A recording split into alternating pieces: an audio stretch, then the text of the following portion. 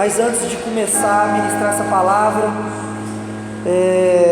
o Senhor colocou algo também a respeito do momento de dízimos e ofertas. A gente tem simplesmente chamado os irmãos, fiquem na liberdade de dar sua oferta e seu dízimo, mas eu quero lembrar de algo para vocês.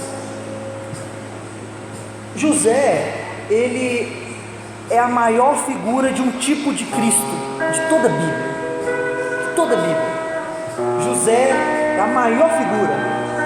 Toda a vida de José, eu tenho um estudo que eu vou estar trazendo no futuro, se assim Deus for da vontade de Deus, que eu fiz, que mostra cada característica da vida de José que aponta para Cristo. Por exemplo, não mostra nenhum pecado na vida dele, é o único da Bíblia. Assim como Jesus é perfeito, José não é perfeito, é apenas uma figura.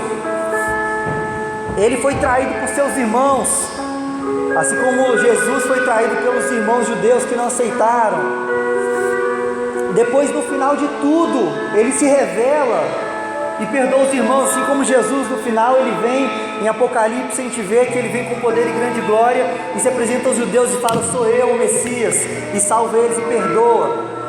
Assim como o manto de José precioso foi rasgado pelo seu pai que mais o amava, assim Jesus era o filho que mais Deus amava, e suas vestes foram também rasgadas e repartidas. Então todas as características de José é uma figura perfeita de Cristo Jesus. E daí? Só quero pegar uma parte, dei só alguns exemplos, umas pinceladas, só para você enxergar essa verdade que eu estou te falando. Uma das partes que mais me impressiona é a redenção, porque nós somos redimidos pelo sangue de Jesus, amém? Amém até aqui? Nós somos salvos, redimidos, perdoados pelo sangue de Jesus. Não fosse esse sangue, estaríamos condenados. A figura disso é apresentada também em José. Quando José amontoa todos aqueles cereais, quando ele é governador do Egito, vocês conhecem a história, e ele já como governador do Egito, ajunta cereais no tempo de seca, e aí ele vende para toda a terra, porque todos estão com fome. Eles vêm e compram por dinheiro. Quando acaba o dinheiro, eles vendem seus animais em troca de cereal. Toda a terra fez isso, todo mundo. Quando acaba dinheiro e animais, eles vendem suas terras. Quando acaba as terras, eles falam, não chamam de José, né? Zafenat Paneia, né? Nós te demos tudo, dinheiro que a gente tinha, animais, propriedades, só sobrou nós mesmos. Toma nossas vidas como escravos, senão a terra toda vai morrer. Qual é o sentido? Mas nos dê cereal. E aí José faz o seguinte, e aqui é tremendo quando a gente lê a Bíblia nesse ponto e vê Jesus Cristo. Ele fala, pode voltar para a terra de vocês, pode usufruir da terra, eis os animais, eis o cereal, vocês vão continuar na terra de vocês, vão cultivar os cereais, os animais, fazer a agropecuária, apenas não vão se esquecer de dar uma parte para o rei, que é na época Faraó, e vocês vão dar 20% para Faraó. O conceito aqui é muito simples, tudo ele disse para os moradores da terra, tudo é de Faraó, tudo, vocês já deram tudo, vocês, escravos, tudo é dele, vai continuar sendo dele, vocês só vão usufruir das coisas, e eu sou muito bonzinho, você vai dar só 20% aqui para a casa do tesouro, só 20%, o resto vocês podem usufruir. É a nossa vida, irmãos. Isso aponta para a grande redenção que há em Cristo sobre nós. A Bíblia diz que nós somos comprados por alto preço. Fomos comprados. E essa compra que aconteceu pelo sangue de Cristo, o que ocorre é que não só nós, mas tudo que temos é do Senhor. Tudo que temos é dele, nada é verdadeiramente nosso. Só que ele nos permite viver, e aí vem o conceito teológico da mordomia, somos mordomos das coisas de Deus. A gente vive nas nossas casas, a gente vive, quem seja alugado, seja casa própria, a gente anda no carro, quem tem moto, não importa, bicicleta, o que você tem, aparentemente é seu, mas não é do Senhor. Você apenas tem que viver com isso tudo, honrar a Deus com 100% que você tem, não se esqueça, 100% que você tem é do Senhor. E ele pede não 20%, 10%, como é que diminui? É claro que nós estamos no Novo Testamento, não vou entrar nesse detalhe teológico, mas você vê como é que no dízimo que é pedido na lei de Moisés, já é 10%, só para você entender a misericórdia de Deus. Algumas pessoas reclamam, cristão, não vou falar do ímpio, dá um desconto, poxa, pessoa que não é cristão, não é nascida de novo, não entra nesse papo, dá um desconto para eles. Estou falando do cristão, que não compreende os 10% do dízimo, e existe uma murmuração no seu coração, com relação a ofertar ao Senhor. Amado, é uma honra, você está dando 10%, deixa eu te falar o que é o dízimo. O dízimo é um memorial do dia da redenção, isso que é dízimo, nunca mais se esqueça disso. Dízimo é um memorial do dia que você foi salvo do inferno, isso é dízimo, é para te lembrar que a gente deu tudo, ele nos comprou, fomos comprados para Deus, toda povo, tribo, língua e nação, pelo sangue de Cristo, e reinaremos para sempre. Apocalipse, estou citando Apocalipse aqui, 5.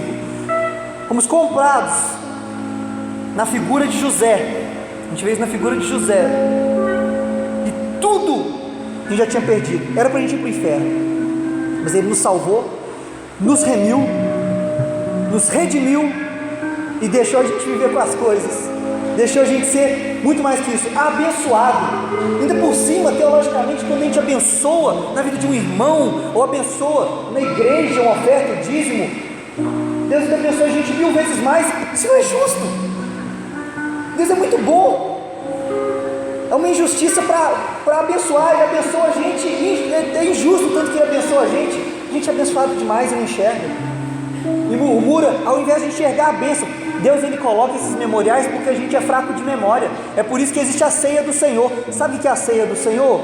É um outro grande memorial. Existem 2 grandes memoriais em Cristo. Um é a ceia do Senhor. A gente valoriza demais e não valoriza o dízimo, que é outro grande memorial. A ceia do Senhor, a gente lembra do sangue derramado e da grande aliança. No dízimo a gente lembra que a gente foi comprado por alto preço. Você dá 10% olhando para ele e falando assim: meu Deus, acabei de me lembrar que 100% é de Deus, não só do que está na minha mão, que é o fruto do meu suor, que é o fruto da minha vida, do meu respirar, do bater do meu coração, que eu trabalhei e transformei em dinheiro, ou seu pai te deu, não importa, está aqui. É 10%, que interessante. Mas 100% de mim e de tudo que eu tenho é dele. Me fez lembrar. Obrigado por esse memorial, Senhor. Lembrei que o Senhor me redimiu do inferno para o céu. É isso que é dízimo, irmão. Nunca mais esqueça disso. Pode trazer sua oferta, seu dízimo, com essa consciência de reino. Aleluia! O título da palavra que eu trouxe hoje aos irmãos, eu dei o seguinte nome: estou aqui, apenas creia. Eu creio do fundo do meu coração que é o que o Espírito Santo quer falar na vida dos irmãos. Eu estou aqui, apenas creia. E eu vou fazer essa palavra em 2 partes.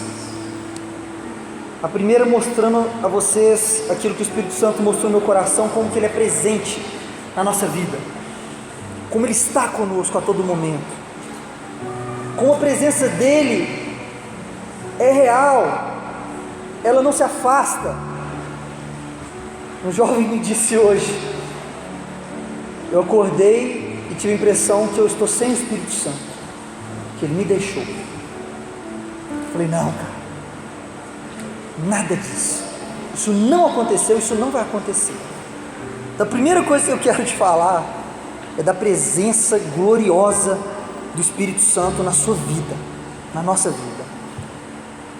E depois aquilo que acompanha essa presença, que é a nossa fé, a nossa parte. Se a gente não alinhar a nossa fé aquilo que Deus quer fazer, presta bastante atenção no que eu vou falar ousadamente.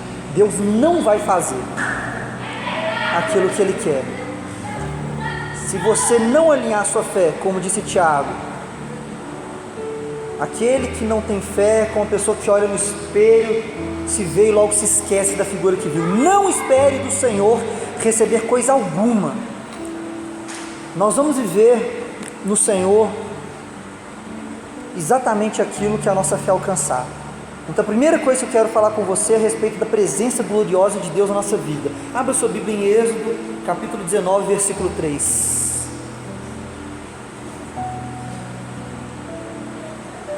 Fui abandonado pelo irmão da guitarra. Nossa, já estão há 30 horas coisando aí nessa guitarra. Descansa aí, velho. Descansa no Senhor. Ele ouviu o seu clamor.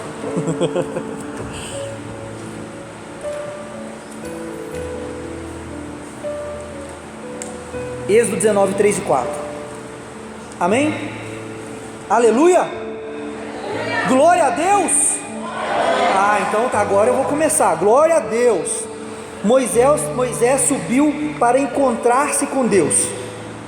E do monte o Senhor o chamou e disse: assim você falará à casa de Jacó e anunciará aos filhos de Israel: vocês viram o que fiz aos egípcios e como levei vocês sobre asas de águia, diga, asas de águia, e os trouxe para perto de mim. Amado, essa figura é muito importante. No tempo que a Bíblia foi escrita, as pessoas tinham muito mais conhecimento sobre agricultura, sobre semente, sobre plantio, sobre colheita, sobre animais. É por isso que toda hora você vê figuras de linguagem que Jesus faz ou que Deus faz a respeito disso, porque era a realidade deles naquela época.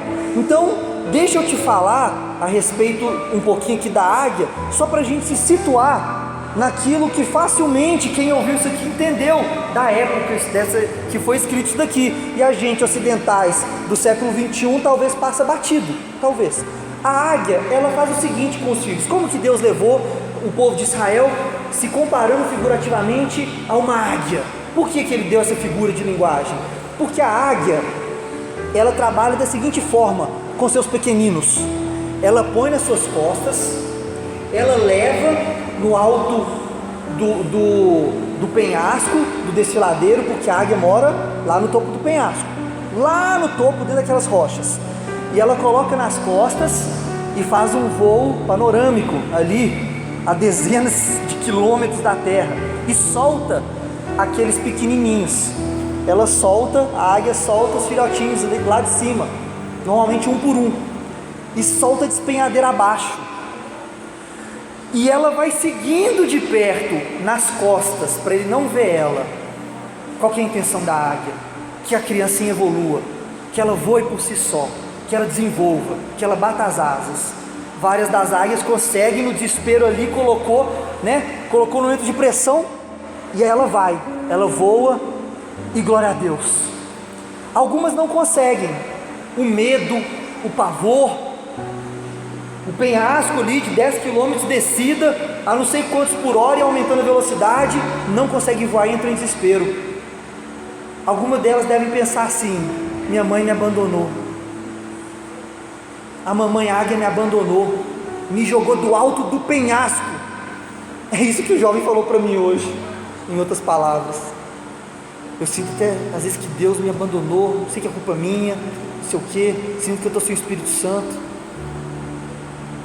A águia, ela continua ali de perto, e quando vê que a pequena águia não voou, ela cata a pequenina de volta e leva para o ninho, até o momento oportuno de tentar fazer ela evoluir de novo. Essa é a figura que Deus usa para falar com Moisés.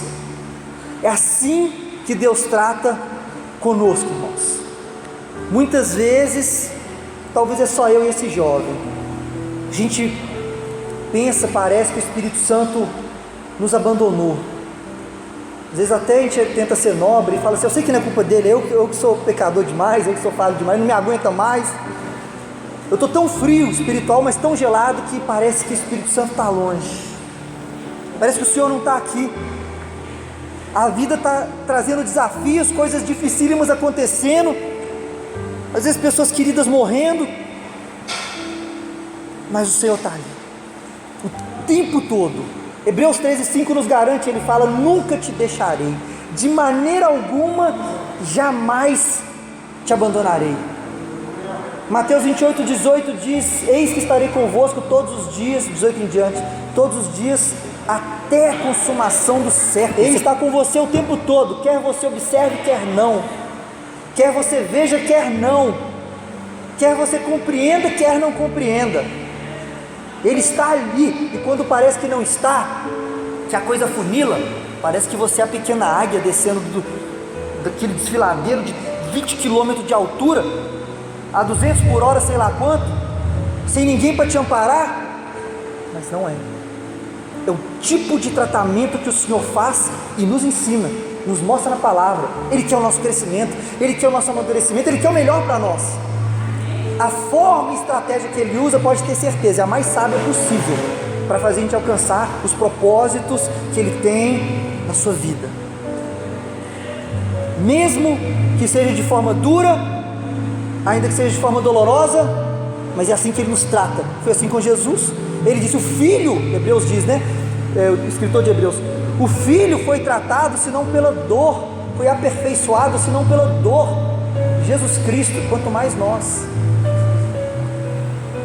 Então Ele sempre está ali, sempre, mas algumas vezes parece que não. Isso é proposital,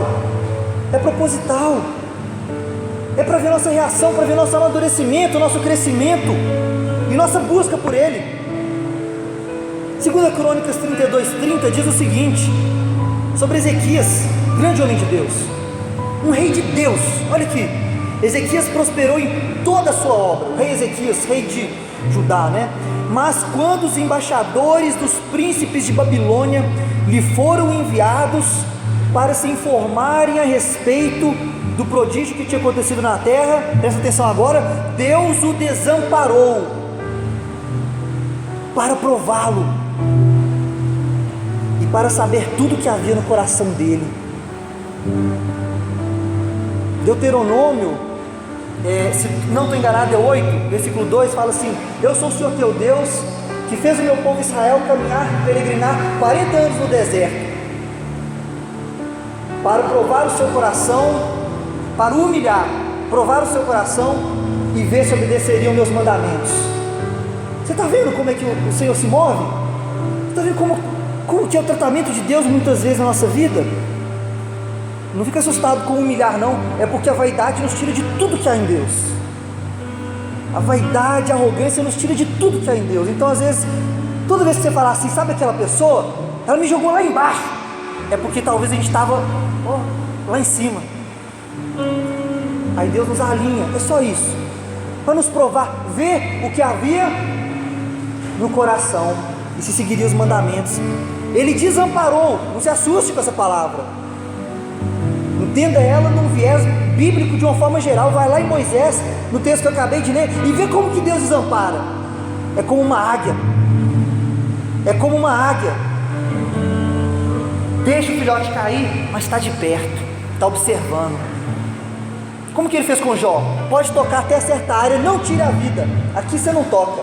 Estava de perto, estava de perto, estava de perto. O salmista disse no Salmo 37, do versículo 25: sou velho, mas já fui moço, mas eu nunca vi o justo desamparado, nem a sua descendência mendigar o pão.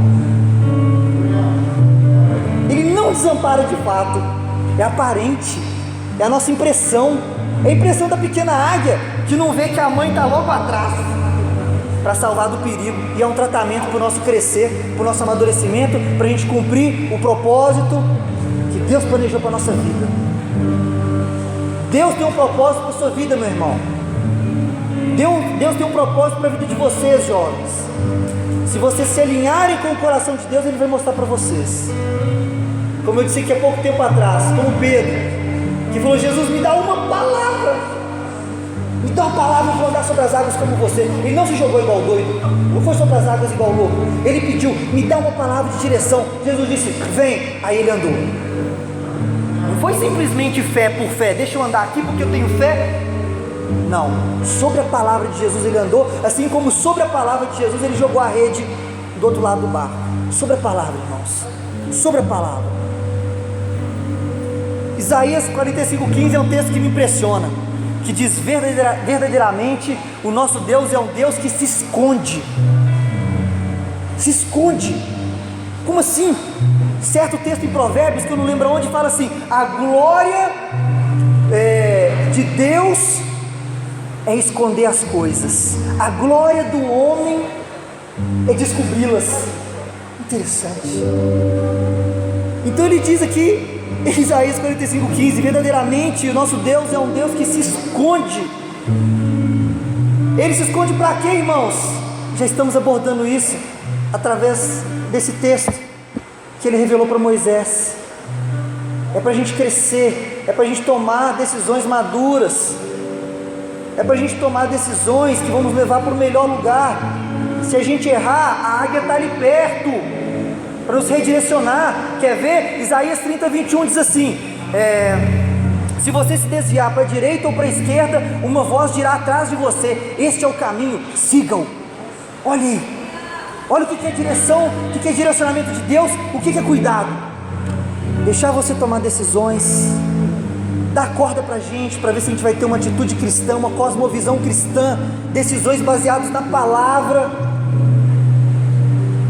E Ele está perto, Ele está de perto a todo momento, querendo que a gente o busque, Por que ele se esconde, irmão? Pelo amor do Senhor, para que a gente o busque, para que a gente o queira, o deseje, seja dependente. Dizer: precisamos do Senhor, Jesus, me dá direção. O Senhor disse para a esquerda, para a direita, então me direciona. Salmo 27:8. Ao meu coração ocorre: busque a minha presença. Olha o que Davi discerniu, o que Deus está falando: busquem a minha presença. E Davi responde: buscarei, Senhor, a tua presença. Buscarei a tua presença. Por que um Deus que se esconde diria no outro texto: busque a minha presença?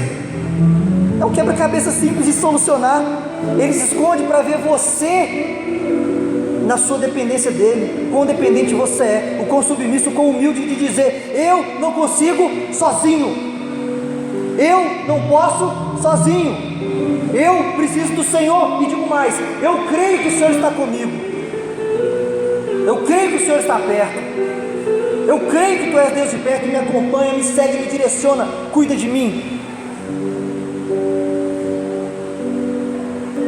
Como Jeremias, 29, a partir do 11 diz: eu que sei os pensamentos que tenho a respeito de vós, pensamentos de bem, de paz e não de mal, para lhes dar o fim que desejais. Então me buscareis, passareis a orar a mim e eu vos ouvirei. Buscar-me-eis e me achareis quando me buscardes de todo o vosso coração. Eu me farei achado de vós, diz o Senhor, para mudar a vossa sorte. Então você pega um texto que diz que ele se esconde, e pega 1 milhão de textos que diz que ele quer se manifestar, que ele quer estar com você, que ele quer te abençoar, que ele quer ouvir a sua voz. Buscando ele quer ouvir a sua voz, ele quer ouvir você dizer: eu preciso de ti. O que ele diz aqui em Jeremias 29? Quando me buscardes de todo o vosso coração. Grande Deus, é verdade, grande Deus, é uma promessa que Ele está conosco, é uma promessa que Ele quer se revelar a nós. João 14:21 diz: aquele que tem os meus mandamentos e os guarda, esse é o que me ama. Ele será amado de meu Pai, eu o amarei e eu me manifestarei a ele. É uma promessa. Ele quer e Ele vai se manifestar na sua vida. Ele quer e Ele vai se manifestar na sua vida. Eu no seu lugar eu diria amém. Eu diria: eu recebo isso daí.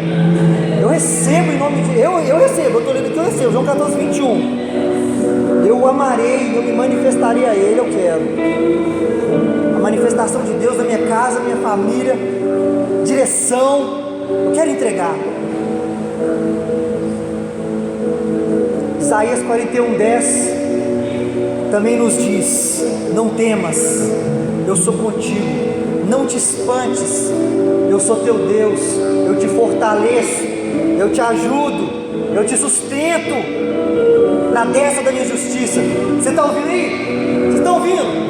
Você que está na luta, não sabe qual que é da empresa, não sabe o que vai acontecer, escuta isso aqui, ó: não temas, eu sou contigo, não te espantes, eu sou teu Deus, eu te fortaleço, eu te ajudo, eu te sustento na destra da minha justiça. Está ouvindo? É assim que Deus nos trata, irmão. Será que você tem fé para receber isso daqui? É uma questão de você tomar posse, meu amado. É uma questão de você dizer: isso aí é para mim. Se Deus está falando, é comigo. Ele sustenta a minha vida, independente do que eu estou vendo, irmão, independente do que está acontecendo, difícil, de luta, de escassez, de doença, não importa. O Senhor está contigo e está te esperando. Está te esperando no secreto. Aquele texto, Mateus 6,6. Entra em teu quarto, fecha a tua porta, vem ter com teu Deus que está em secreto. Ele já está lá. Vem ter com Deus que está em secreto, e o Deus que está em secreto te ouvirá. No grego, no original, esse secreto é cripta. Cripta é o local mais secreto que tem na casa do judeu, mais de intimidade. está chamando para intimidade, está chamando você para falar com Ele, para um local de intimidade, só você e Ele. Você está vendo que Ele quer te ouvir? Você está vendo que Ele está te chamando? O Deus missionário que não parou de buscar o homem desde a queda, não parou até hoje, não para até hoje. O grande anseio do coração de Deus é proximidade com a sua vida, é poder te abençoar mais, te direcionar mais. Mas você vai viver os milagres de Deus e as manifestações de Deus na sua vida conforme a sua fé. Você segura isso?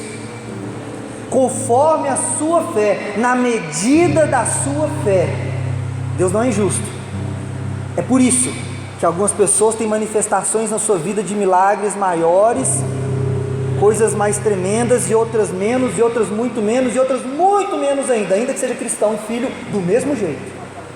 Você vai viver as grandiosidades de Deus na sua vida, o projeto que Ele tem no coração dele na sua vida, conforme a sua fé, conforme o que você permitir. Ele quer ser achado, como disse Jeremias: me farei achado de vós.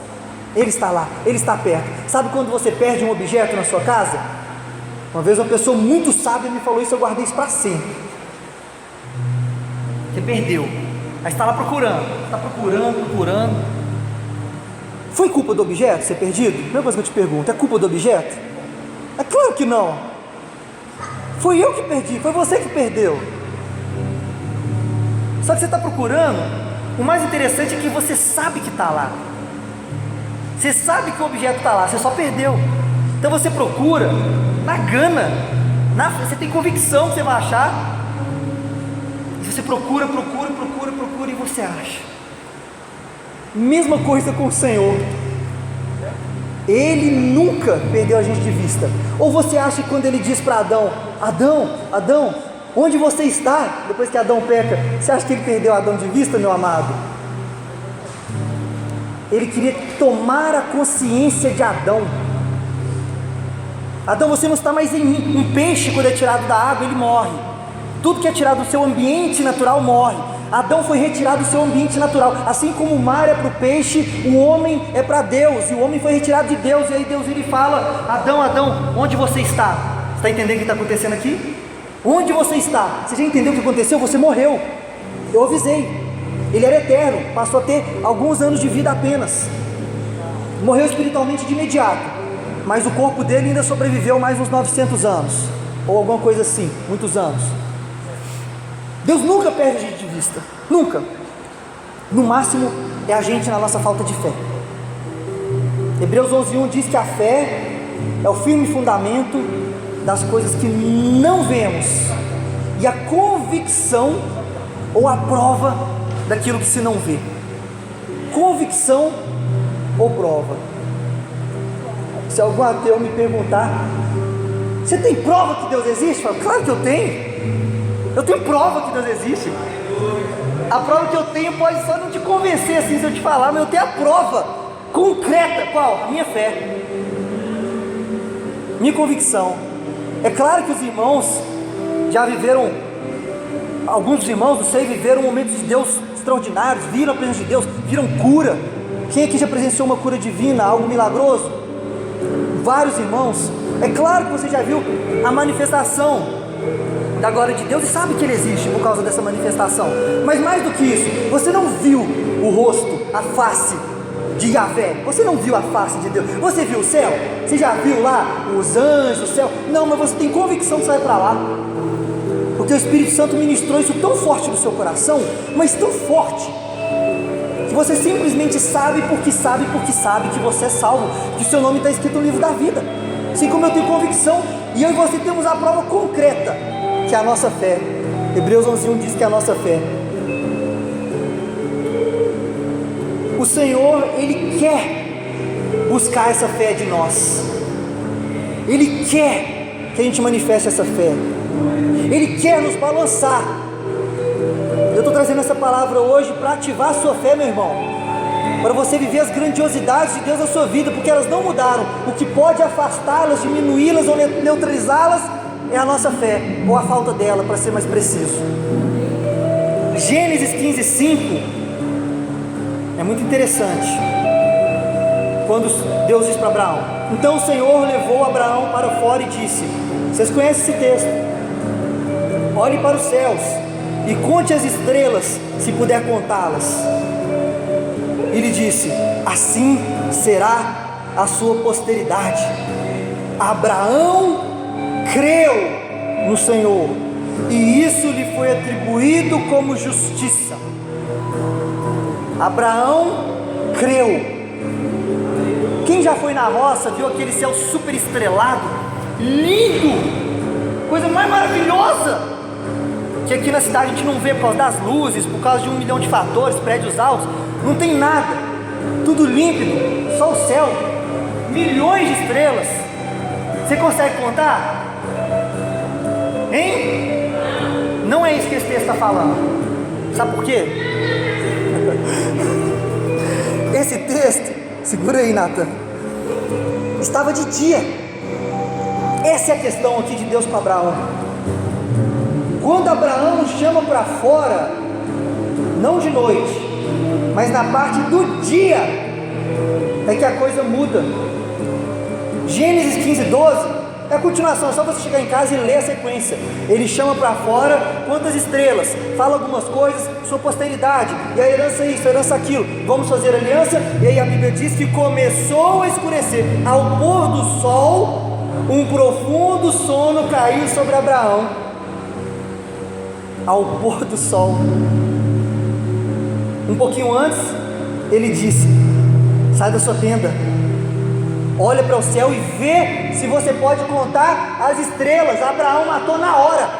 Ele olhou para o céu de dia, claro, aquele sol do deserto lá do Sinai lá, olhou para o sol e matou. Abraão falou: entendi, eu não consigo ver, mas eu sei que as estrelas estão ali. Eu não consigo ver a promessa que Deus está fazendo para mim, mas eu sei que ela está lá. Amado, se você ainda não consegue ver a palavra que Deus te deu se cumprir na sua vida, com seus olhos, creia, ela não vai deixar de se concretizar por causa disso. Ela ainda vai se concretizar. Ela está ali do mesmo jeito. Deus não muda. O amor de Deus não muda. Porque você errou, falhou, pecou, não muda. A questão é o arrependimento e o alinhamento e a fé. E Ele quer cumprir na sua vida. E Abraão matou, ele olhou e entendeu. Foi isso. Eu também não vejo Deus, mas Ele é presente. O Senhor, Ele nos ensina a entender que o Deus do secreto é presente, ainda que a gente não veja. Ele quer que a gente se achegue a Ele. Tiago 4,8 diz: achegai-vos a Deus, e Ele vos achegará a vós outros. Vou ler de novo: achegai-vos a Deus, e Ele se achegará a vós outros. Quem tem que se achegar primeiro? Ele. Eu gosto de, vocês me perdoam, os jovens já estão acostumados comigo, eu gosto de fazer isso, mas é porque vocês gravam. Quando eu faço as pegadinhas chatas, vocês gravam. Apesar de o texto está falando chegai-vos a Deus e Ele se chegará a vós outros, aconteceu algo antes. Ele rompeu, eu esqueci de falar esse texto, Ele rompeu o véu de cima a baixo.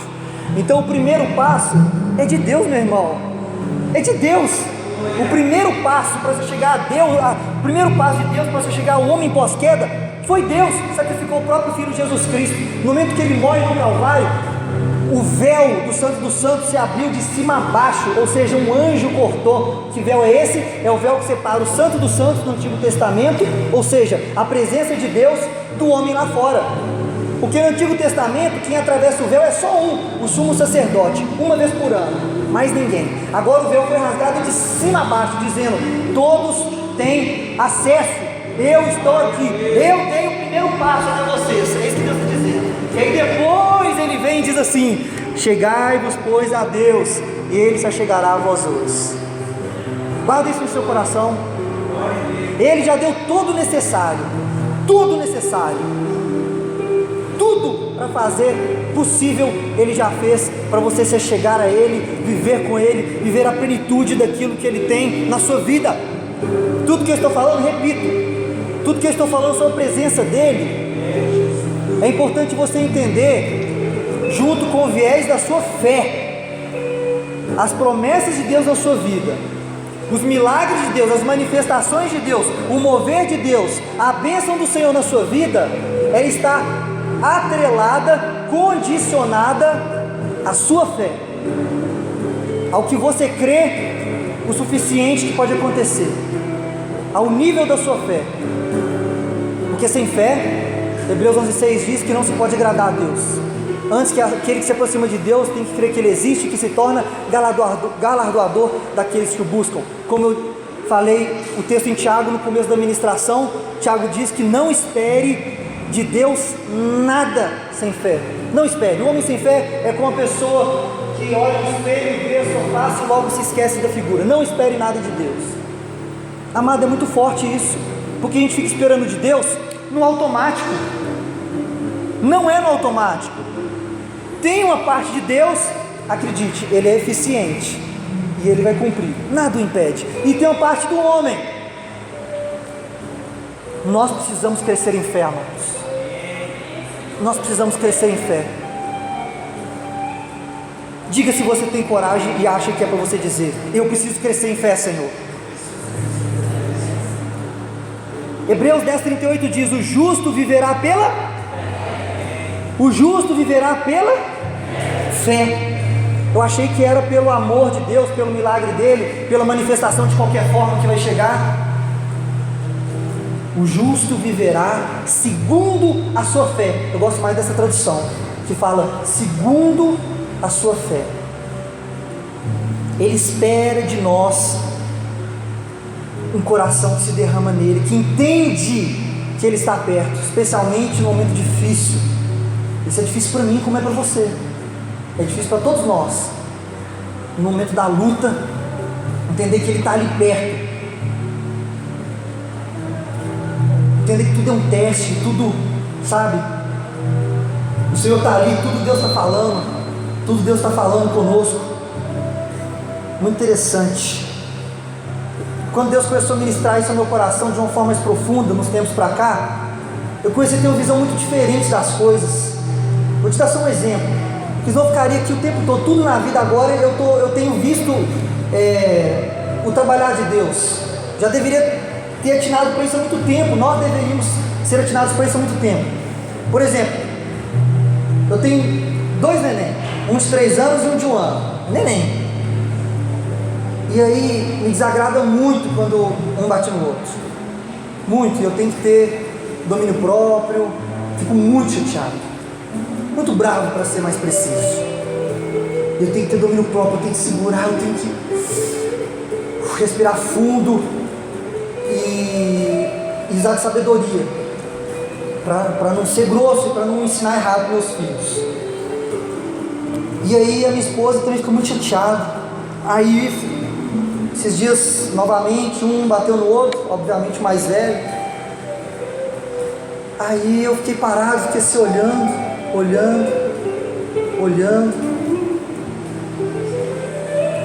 E aí a minha esposa olhou para mim e falou: você está diferente, o que foi?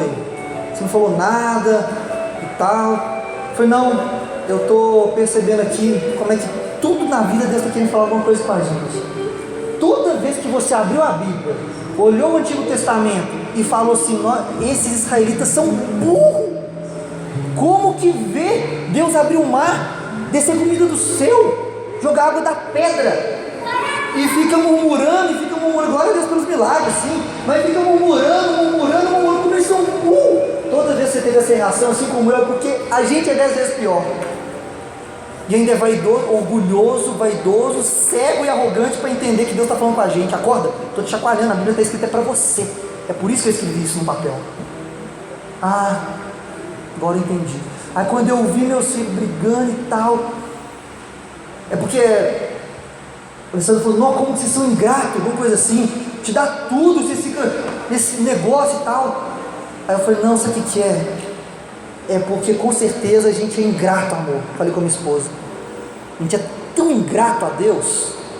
E eu não sei você, eu sinto que eu sou muito ingrato a Deus, a tudo que Ele me abençoou, muito ingrato, mas muito.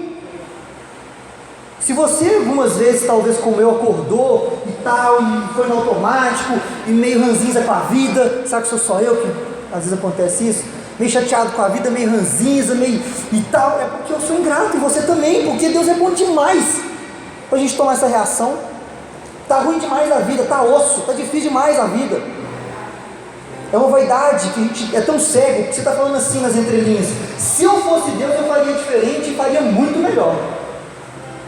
Então, a gente tem que entender que Deus é Deus de perto, que o seu tratamento é para o nosso melhor, é para o nosso crescimento. Eu estou indo para o final. Ele espera de nós um crescimento de fé. Ele espera de nós um crescimento de fé. Como se adquire fé? Vou te falar uma coisa: fé é uma decisão. É uma decisão que você toma de crer. O crescimento dela, existe um fluir de Deus muito grande. Um fluir de Deus muito grande. Romanos 10:17 diz que a fé vem pelo ouvir e ouvir a palavra de Deus. A gente, por ouvir a palavra, Jesus é a palavra viva, né? A gente está lendo a palavra escrita, que se torna a palavra viva, que é Cristo, a gente cresce em fé. Mas a gente tem que decidir. Existe um livre-arbítrio. Eu não sou calvinista, existe um livre-arbítrio. Parte algo de nós, que a gente define, decide crer. E o Senhor contempla essa fé no nosso coração. Outra forma de edificar em fé, Judas 1:20, mas vocês, meus amados, edificando-vos a vós mesmos, orando no Espírito Santo. O que é isso? Paulo explica: orando em línguas estranhas. Lê lá em Coríntios, né? Então, outra forma, oração em línguas, edificação da fé. Oração em línguas é do Espírito Santo. Então o Espírito Santo está manifestando em nós. Agora deixa eu te mostrar, eu tenho um propósito para isso. Deixa eu te mostrar que a fé é uma decisão, mas que ela é crescente. Pedro, de novo, Pedro andando sobre as águas. Ele está andando e ele cai. Amém? Estão comigo? Ele cai. Quando ele cai, é a hora que o pregador critica e vem matando Pedro da sua incredulidade. Só que ele também teve fé na queda.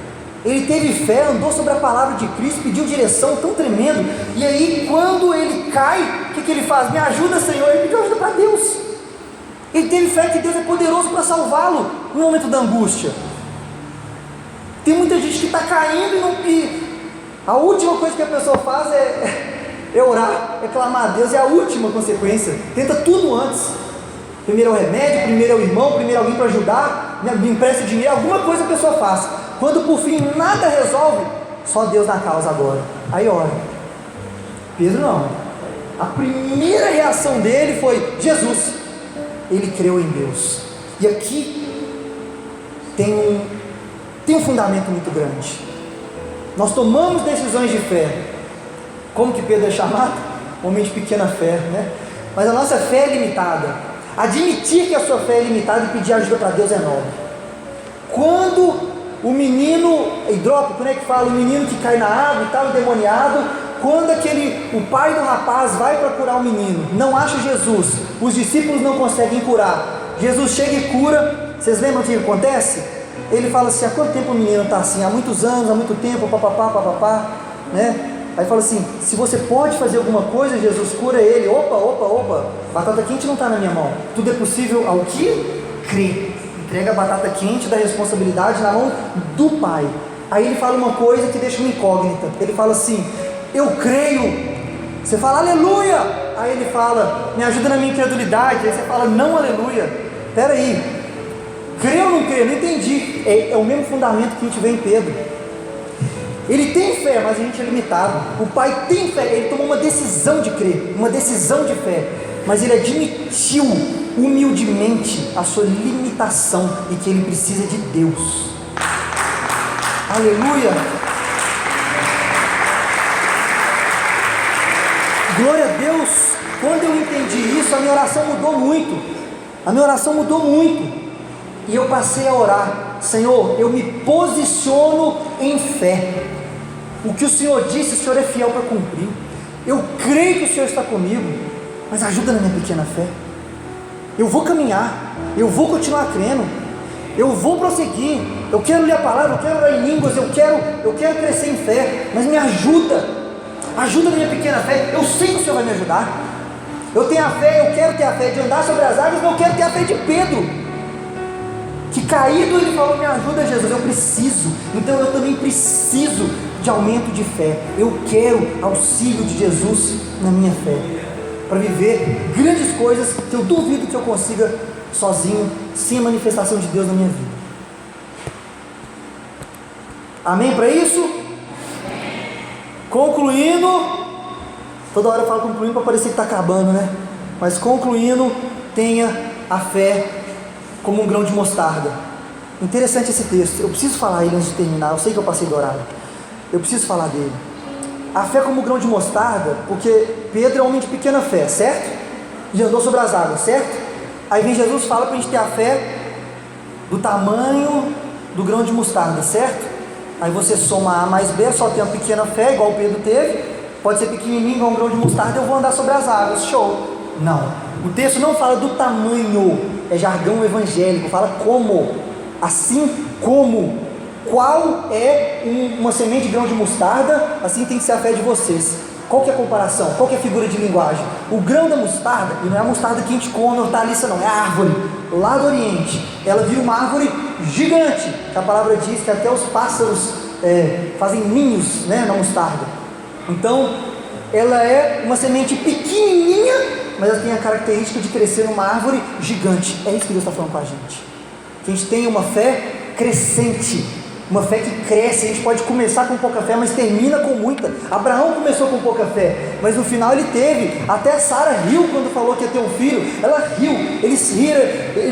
Difícil de crer. Ah não, Deus, o descendente que eu tenho é o filho aqui, é Geazi, é o filho aqui da... é outro nome lá que eu esqueci agora. É o descendente do meu escravo, vai ser meu filho. Ele estava sem fé. No final, onde que ele aparece? Hebreus 11, os heróis da fé. Então a fé dele foi crescente, como é o padrão bíblico. A sua fé, irmão, hoje está num patamar. Ela tem que crescer, meu amado. Ela tem que crescer. Você tem que crescer em fé. Como se cresce em fé? Leitura da palavra, busca por Deus, oração em línguas. Outras formas que eu não vou entrar aqui, porque já me estourei todo no meu tempo. Mas concluindo, é só isso. Descansa no Senhor, amado.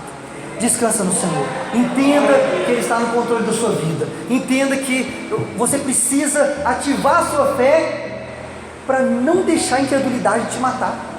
1 Pedro 5,7 fala isso, não é à toa. Lançai as vossas ansiedades no Senhor, porque Ele tem cuidado de vós. Lançai as vossas ansiedades no Senhor, porque Ele tem cuidado de vós. Amado, incredulidade é contrário da fé. Assim como a fé ativa o mover de Deus na sua vida, a incredulidade para. A incredulidade, você vê ela na ansiedade. Se você está ansioso, se você está temerário, se você está mordendo os dentes, você vê, o sintoma é claro, amado. Você vai ver em si mesmo a característica e o sintoma de ansiedade na vida, no trabalho, dinheiro, outras coisas. É um sintoma de incredulidade. Eu te digo que isso está parando o mover de Deus na sua vida. Se você não se posicionar em fé, você não vai ver o grande Deus mover na sua vida. É isso que o tempo todo Ele fala na palavra. O tempo todo vem nos exortando a deixar a ansiedade, porque ela é inimiga da fé e ela rouba o milagre, né? Filipenses 4,6 fala: não fiqueis ansiosos por coisa alguma, antes façais conhecido de Deus as suas petições, através de oração, súplica e ações de graça, e a paz que transcende todo entendimento tomará seu coração e sua mente em Cristo Jesus. O que é isso? Você vai ter paz, tranquilidade por causa de Cristo, e as manifestações de Deus fluirão na sua vida. O que Deus quer fazer na sua vida, meu irmão, está escrito, mas você tem que liberar em fé. Você tem que aceitar o mover do Senhor na sua vida em fé. E eu termino te falando aqui uma sequência de textos que assim, Deus colocou no meu coração de forma tão forte, e eu sempre medito neles para avivar a minha fé, para avivar aquilo que eu tenho convicção que Deus vai fazer na minha vida. Mas eu sou humano como você, e eu tenho altos e baixos como você. Eu sempre pego, se você quiser anotar, se você quiser gravar no seu coração, né? Provérbios 3, 5 e 6, que fala assim: confia no Senhor de todo o teu coração, não se estribe no seu próprio entendimento, busque a vontade do Senhor em tudo que você fizer, e Ele te mostrará o caminho que você deve seguir. Está vendo? Direção. entrega, confiança, eu creio, eu entrego. Pode subir o pessoal do louvor. Provérbios 16:3 fala: consagre ao Senhor tudo que você fizer, e você será bem sucedido, consagrando para Ele tirar, derribar ou continuar. Consagrar a Ele. Provérbios 20:24 fala: é o Senhor que dirige os nossos passos. Você já entregou sua vida para Jesus? Porque se entregou, é o Senhor que dirige os seus passos.